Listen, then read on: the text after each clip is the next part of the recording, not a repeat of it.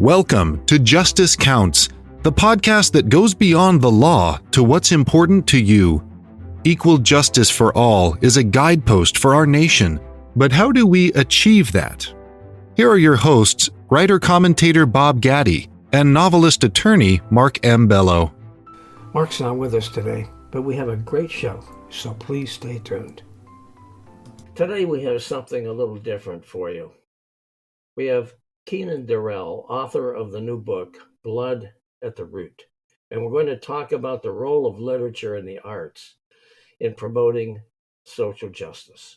According to Justin Gifford, Associate Professor of English at the University of Nevada, Blood at the Root is a sharp-witted social satire that takes unflinching aim at race and class privilege in contemporary America. An award-winning author and scholar, Keenan's first book was the award-winning A Lifetime of Men. His short stories and essays have appeared in several journals, most recently in the Columbia Review, Gone Lawn, and The Legendary. His story, What Remains, was nominated for a Pushcart Prize by Rum Punch Press. Keenan holds master's degrees from the University of Chicago and Stony Brook University and a PhD in Comparative Literature from the University of Buffalo. Both his creative work and his scholarly research explore systemic inequality and the ways in which discourse on race and gender shape the horizons of individual and social life. These are important topics, so I'm pleased to welcome Keenan Darrell. Is it Darrell or Darrell? Darrell. Okay. So I'm pleased to welcome Keenan Darrell to our podcast. Thanks for joining us, Keenan. Thanks for having me, Bob. I look forward to our conversation. To get started, tell us a little bit about Blood at the Root. What's it about? What's its message? Where in the hell did the title come from? The easiest place is to start with the title, which is, okay. I tried to find one that packed a lot of meaning. Now, it's from Billie Holiday's song, Strange Fruit, or I should say the song made famous by Billie Holiday. Written by a white communist Jewish American with his wife and performed by an African-American singer. I forget her first name, her last name was Duncan. Okay. But anyway, so what you have right there, though, is something it's collaborative, right? There's black and white that are both involved in producing something significant. Mm-hmm. A lot of people that pick up this book and they want to make it just about conflict. They want to read it as if it was some sort of hatchet job. Mm-hmm.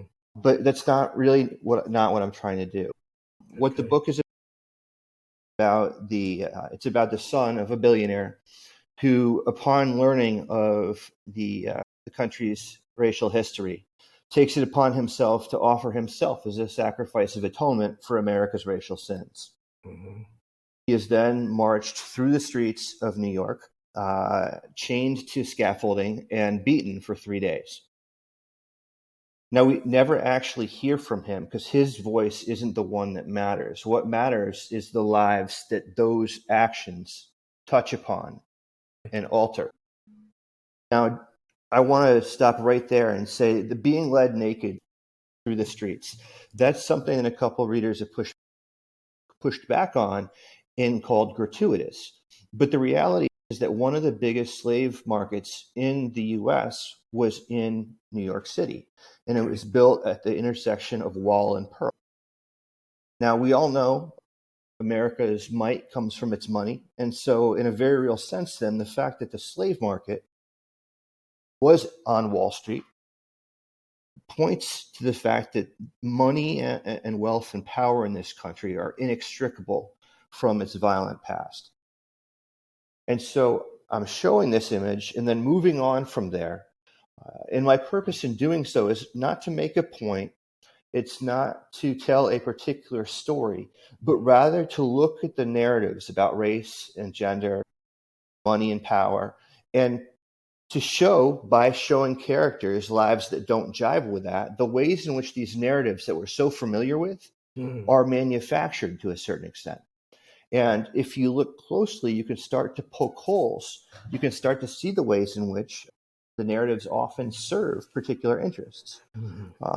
And so to the extent that I had any sort of concrete message at all that I wanted to convey, it was just that the world that we live in is dynamic. Identity is dynamic. Race and gender are dynamic. Being Black might be someone's primary source of identity if they're surrounded by, say, a group of white people. Right. But when they're surrounded by a group of Black people, that's probably not the first thing they would think of themselves are.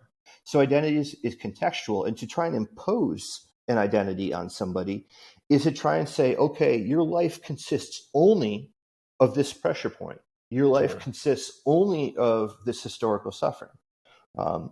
And I think that's infantilizing. I think it's debilitating. And I think what we need to do as a nation to move forward, readers to continue to improve, is to question things that seem obvious, to question the gospel truths and see if they jive with the world unfolding around us.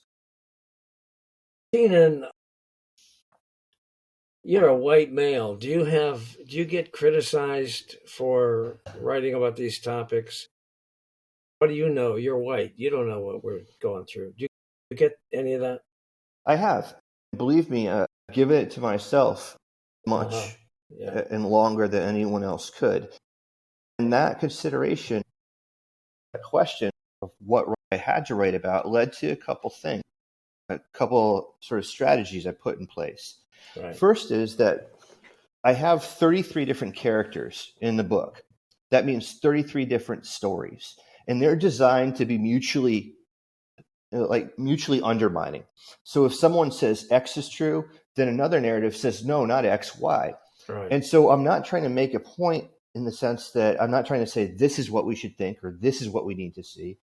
But what I'm trying to do is offer different images tied to different lives so that you can take it or leave it if you want. But at the very least, you're forced to in the complexity of what's going on.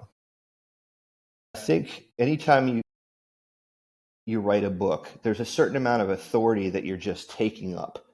By virtue of the fact that you're putting these words together and putting them out there, you're suggesting that other people should read them. And so knowing that, I try to structurally disavow the idea that I'm teaching the country about race. Does that make sense? Yeah, it does. Absolutely, it does. We live in an atmosphere today that is there's so much division, ethnic and racial hatred. What role can authors like you play in helping to ease these tensions and improve understanding among those with differing views regarding these subjects? I think one of the simplest things that can be done is to normalize images of people of color. If you look much better now than, say, when I was a child, but when I was a child, there were no African Americans. There were certainly no Mexicans or other Latinos or Latinas. You hardly ever saw Native Americans, Asian Americans, et cetera, et cetera. So I think the fact that we're telling stories that acknowledge the existence of those folk is a real contribution. And I think it's important, too, to acknowledge that we are recognizing or acknowledging the existence of diversity, not creating it. Part of the problem has been that diversity has been shoved aside, occluded. Yeah. I think that it's important for artists also, writers and other type of artists, to ask questions, not questions that have easy answers, but questions that demand that you spend time with the question, that you consider it from various angles. Because I think that's where true learning and true change comes, when sort of the constant rubbing up against images that you haven't seen, the constant thoughts that are different from what you've had. Eventually, they're going to start to change or shape some kind of new outlook. I don't think it's going to be overnight, and I don't think it's going to be this sort of epiphany bomb, but I do think that bit by bit, through the questions we ask, through the images we raise, that authors can contribute to the recognition of possibilities that maybe weren't understood or seen before. You mentioned diversity in our country, and it's growing, that's for sure. I believe that really that's the root of much of the division that we face. Do you agree with that? Yes and no. Mm-hmm. I agree that race is used to manufacture that division. I don't think it comes from race itself. I have met so many people in the course of my life who were friends and kind and whatever to minority people that still espouse these views that were atrocious, flat out racist. And I think if people weren't constantly being told narratives about race and racism that emphasize the antagonism, that I think we'd have a very different relation to it. I think part of the problem is it's not just people like Fox News. It's the media in general, because if it bleeds, it leads. Using extraordinary language, posing things in the most sort of dynamic / fraught way possible, that draws attention, that sells ads. I don't want to get too far afield in your question, but I very much think that racism is much more used to manufacture it than it is the origin of it. I mean, look at the way we eat. There's a Mexican place in practically every corner now. Yeah. So the objection to Latino or Latina immigrants can't be that stalwart in principle. There's a Chinese food place.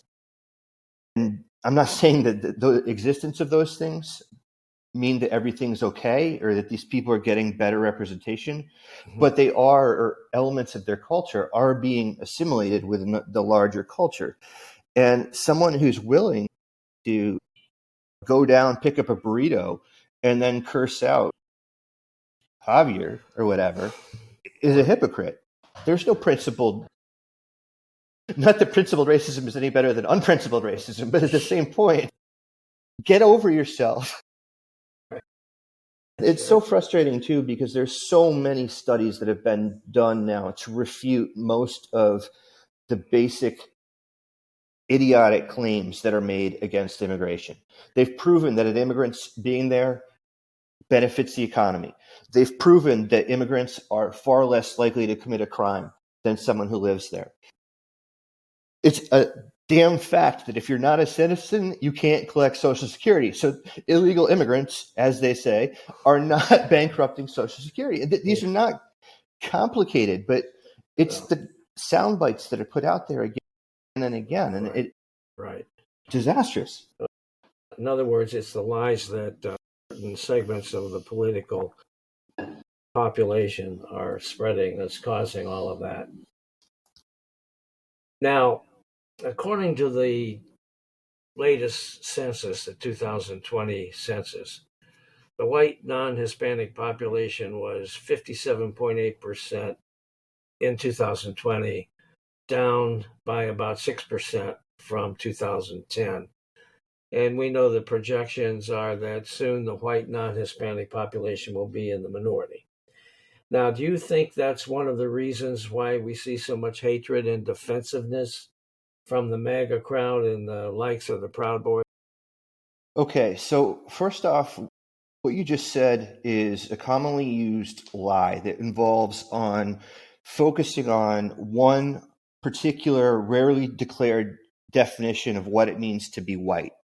It's from the census, but the people who read that are reading it a particular way that isn't accurate. Another thing, too, it's just slightly tangential, but the definition of white, according to the U.S. Census Bureau, includes Middle Eastern, Northern African, and other people that we wouldn't think of as white. So when you have these categories, you're very much getting into the realm of, if not flat out fiction, It's like Mark Twain said, there are three kinds of lies: lies, damn lies, and statistics. All right. I gotcha, but the point is that these people, the MAGA people, the Proud Boy people, they all glom onto those statistics, right? And they Yes. twist them and they use them and they throw them out there as bombs. And that's what that's my question to you. Don't you Okay. feel like that's one of the things that's causing a lot of this divisiveness that we have in this country? Absolutely. I think the expansion of right-wing media has been unparalleled and has been weaponized without question. Things like Breitbart, but it's not even just Breitbart, it's all the offshoots of that. Yeah. The chat rooms Right. and what have you. They put these people together, and when you get a bunch of fervent people together, the dynamics swing towards the radical and the extreme. That's one thing. The other thing I do have to say, though, is I think the Proud Boys and such groups have existed, and Trump and the MAGA folk basically gave them permission to crawl out from under their rocks. Yeah. And to recruit and to be much more. Right. So in that sense, yeah, I would say you're right. Yeah. Now, another important finding in the census is the increased diversity in the younger population. In 2019, for the first time, more than half of those under 16 identified as a racial or ethnic minority. Now, what are some of the political and cultural implications of that, in your view? Definitely going to have your sort of reactionary forces that try and spin that into emergence of the great black / brown / everything else threat. Yeah, I don't know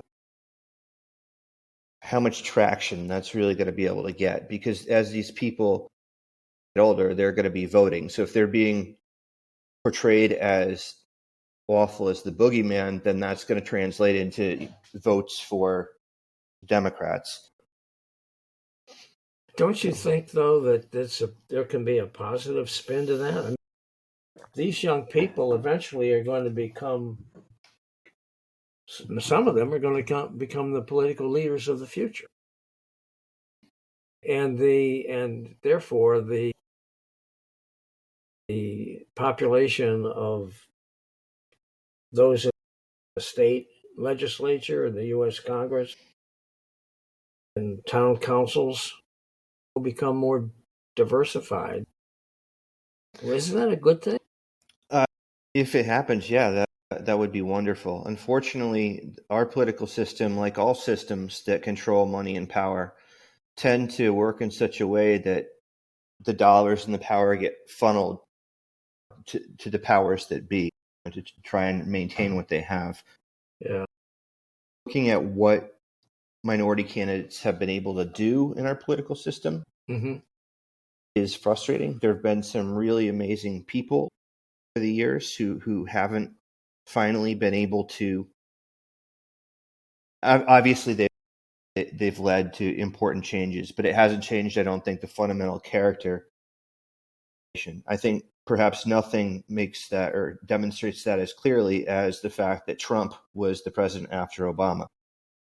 In Obama, you have a highly educated, articulate, thoughtful, accomplished man. And the next president was his main recommending characteristic was that he was white. He was foul-mouthed. He's not bright. He's gone bankrupt 6 times. He's been accused of rape or sexual assault by 26 different women. This is a man who is a middle finger to every definition of decency. And that. Do you have a hard time understanding how it is that the evangelical whites support this guy? Not at all.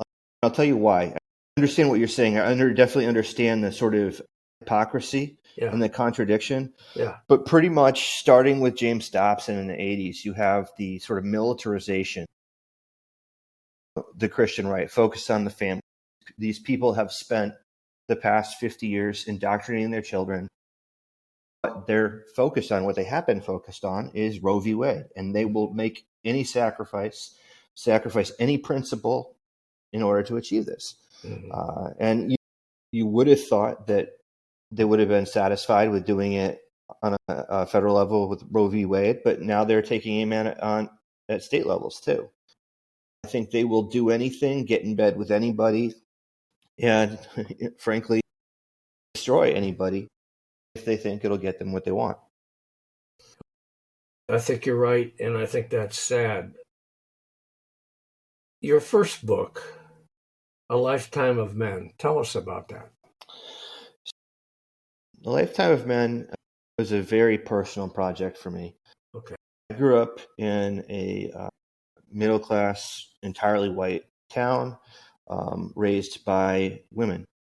My mother and my aunt and my grandmother, when she could be present. They were extraordinary women, strong, smart, selfless. And I'd never heard the term feminism really until I went away to college. And when I did, I asked somebody what it was, and they told me and explained why it was necessary. I was like, holy crap, don't say that stuff around my grandma, she'll kill you. But so I found out all this and started to do some study and whatnot. And as the years went by, I just realized how much they had to deal with as single women or functionally single women. I realized how many obstacles they had to deal with. I realized how vulnerable they were legally, socially, and whatnot. And as I did that, I just felt incredibly humbled. And my studies led me into an examination of the history of abuse in our country. And what came out of that, or what that gave rise to a certain extent, is a story about three women, three different generations, who refused to hand over control of their lives to anyone else, who insisted upon living on their own terms, and all that cost them. The first character that you meet, was based loosely on my great aunt, a woman who was one of the initial people to fight for Title IX, a woman who was an outdoorsman, a woman who's just incredible. And I guess I wrote that story out of that. And what happened was these three characters just came to life and essentially told me what they were going to do. At a certain point, very shortly, I had no real decisions to make because they were just speaking.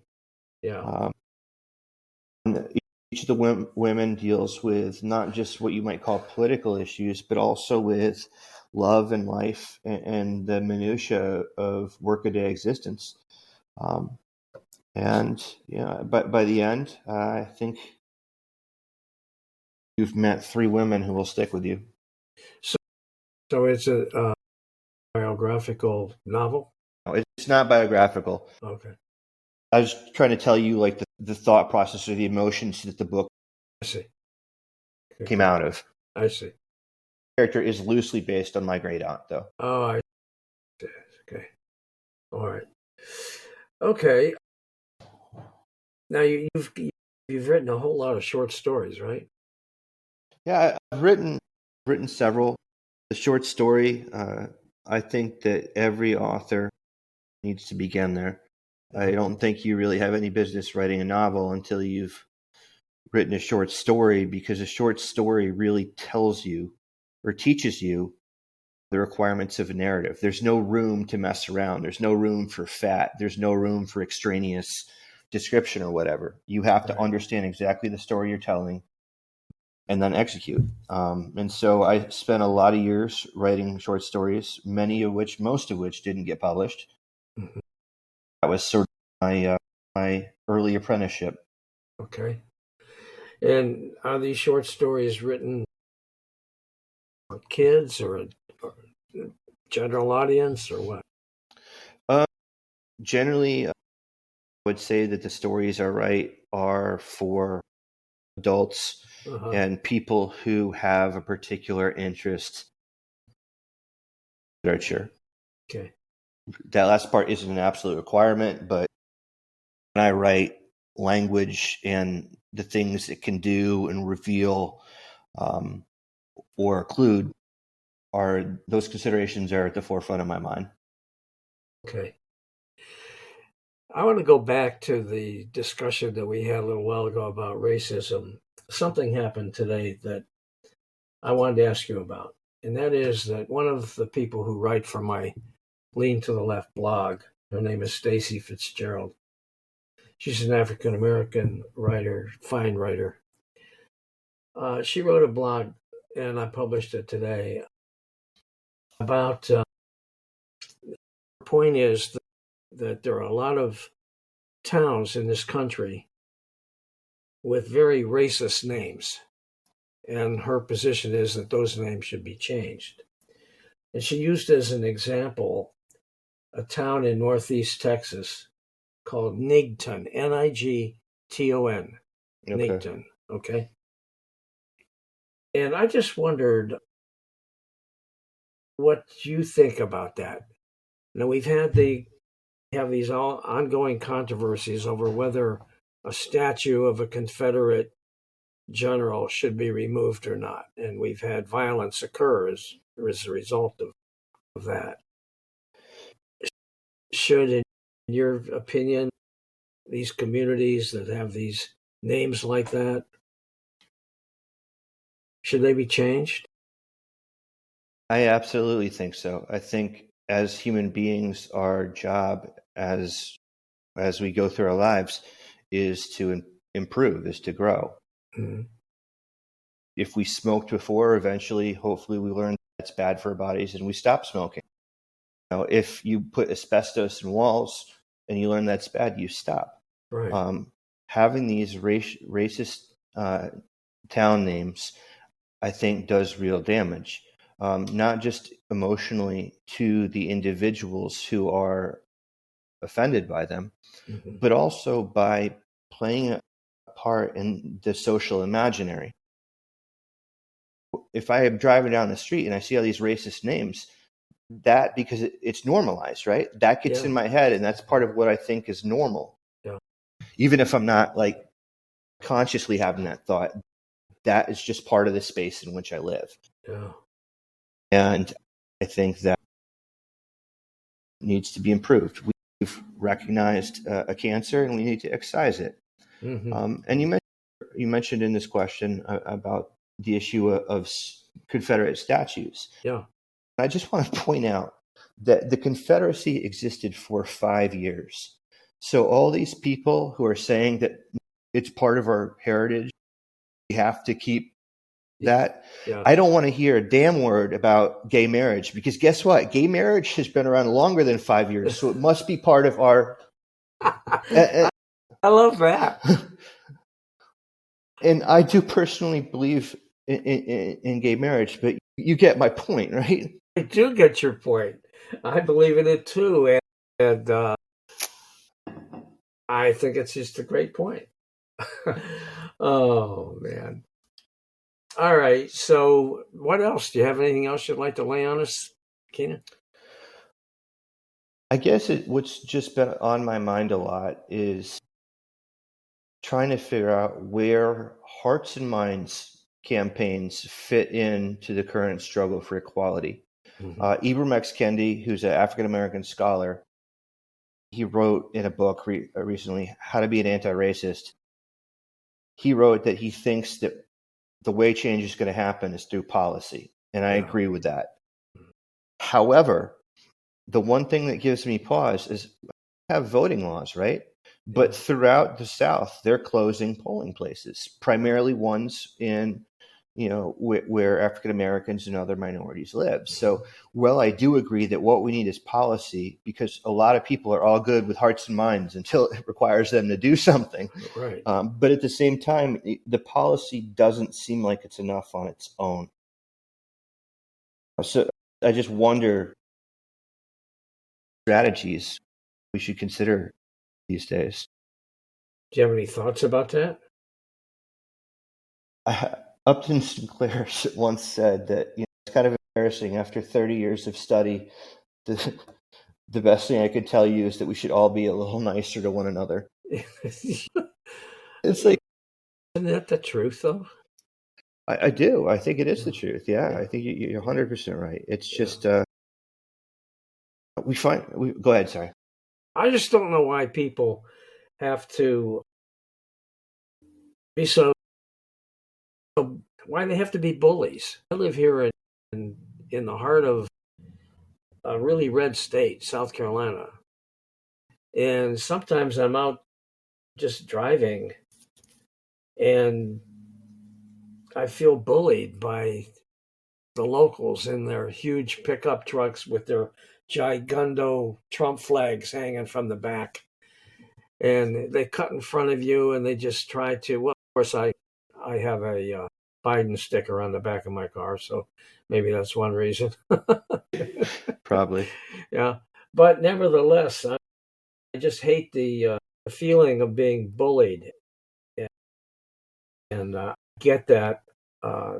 I ride my bike down the street. There's a guy a couple blocks from me who has a huge, always has a protest flag of one kind or another. It changes every week. He must have a collection of dozens of these things.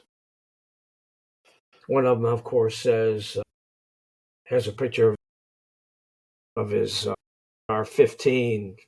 Come and get it, the message says. Another one is the "Don't tread on me" thing. And the day that Trump lost the election, he put his American flag and his protest flag at half staff on his porch, which stayed that way for about a month, which I thought was appropriate. Anyway, I keep wanting to stop and raise hell with the guy, but then I don't want to get my face kicked in, so I don't do it. No. Yeah. It's just the number of times you've heard people decry Obama for trying to take their guns. And then you're like, I just went through all the policies and legislation that he suggested, and that wasn't anywhere in there. Really? Yeah. But it doesn't matter. It doesn't seem to dissuade them. Now, at the risk of sounding like I'm not just leaning liberal, but like sprinting that way, I do think that when you have a system that's as big as ours and that has been going for as long as our country has, you need to think not just in terms of individual actors and the jerks like Trump and all the bad they do, but the practices that are perpetuated, institutions that deform society. And I want to say that capitalism, and I know I sound like a communist now, I'm not, but I sound like one. Capitalism has taught us, or at least the form that we practice, that anything and everything is acceptable in the name of profit. And so what that does is it creates an antagonistic relationship between the various people who are striving to acquire more money, more resources, and whatnot. Yeah. And I think when you see the absolute polarization of our society, the vehemence, the vitriol, you have to look at the way in which we live and see if maybe some of the things we tell ourselves the most aren't bringing out. And this is where I think an author in fiction can really help, because an author doesn't have to say capitalism is bad. He can just show that somebody who says family is the most important thing in the world is working 80 hours a week to try and make partner, right, or whatnot. Right. Actively doing things that run counter to the values we express ourselves. And I don't think it's possible to live a lie like that, to live in that sort of enforce being caught between that without changing us and dictating our behavior.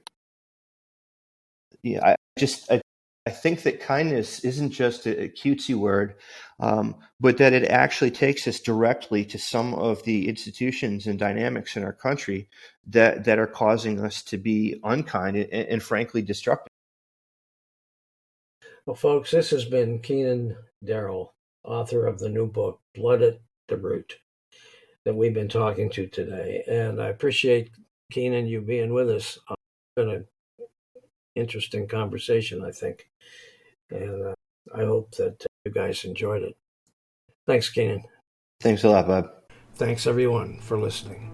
Meanwhile, if you haven't done so already, please check out Mark Bellow's Ripped from the Headlines legal thrillers, all available online at Amazon and other major online booksellers.